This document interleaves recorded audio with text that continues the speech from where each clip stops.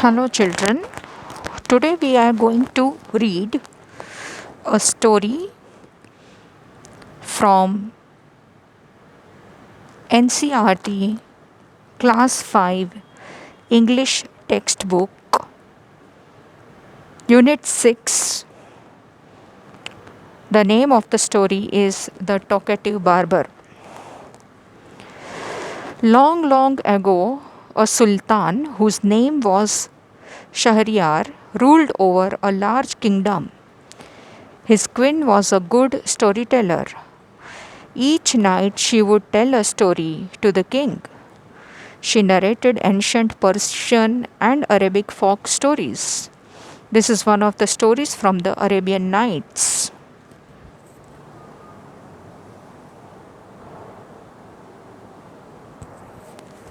Read this story about a man who cannot stop talking. In the city of Kashgar lived a barber who was a great talker. Once the Sultan called the barber to shave his head. The barber started talking non-stop instead of shaving him. The Sultan got angry. When are you going to stop talking and begin to do your work? The barber replied, You do me an injury by calling me a chatterer. For everyone says I am very quiet. I have 6 brothers whom you might call chatterers. Their names are Bugbone, Bugbara, Bugbuk, Ulkuz, Ulnashi, and Shakabak. One is humpbacked, one is toothless, one is half blind, one is quite blind, one is deaf, and the other has a defect in his speech. And they are all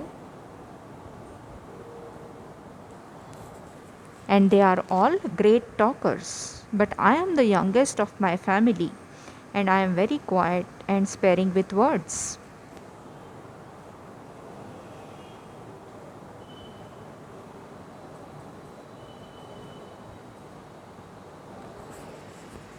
Give me 3 pieces of gold, the Sultan cried, losing all patience, and send him away. I will not be shaved today. My master, cried the barber, it was not I who came to seek you. It was you who ordered me to come. So I will not quit your house till I have shaved you.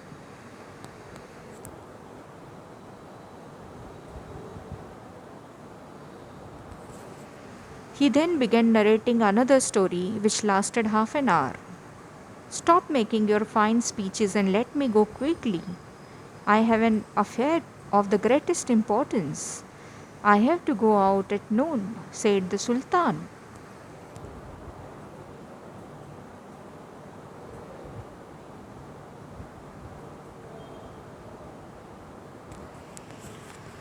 When he saw that Sultan was really angry with him, the barber said, O master, do not be angry. I will begin to shave you. Saying this, he washed the Sultan's head and began to shave. But he had not touched him even 4 times with the razor when he stopped and said, My master, you are acting hastily in this matter. Go on shaving me, speak no more, ordered the Sultan. Be patient, said the barber. Perhaps you have not considered well what you were going to do. I wish you would tell me what this matter of great importance is all about, and then I will give you my opinion on it. Finish shaving at once, the Sultan exclaimed. But instead of doing this, the barber left the Sultan half shaved to go and see what time it was. My patience is exhausted, the Sultan cried.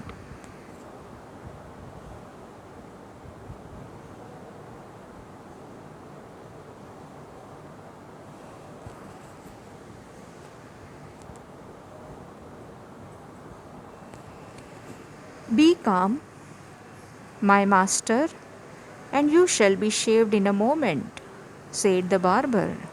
And saying this, he continued shaving the Sultan. But while he was doing this, he could not help talking. If you could inform me what this important affair is, I would give more advice, which you might find useful, he said. The Sultan was completely fed up by now and decided to satisfy the barber. He told him that he was giving a feast to some friends at noon, which was why he was in a hurry to leave. When the barber heard the Sultan mention a feast, he exclaimed, "That reminds me, yesterday I invited 4 or 5 friends to come to my house today, but I had quite forgotten it and have not made any preparations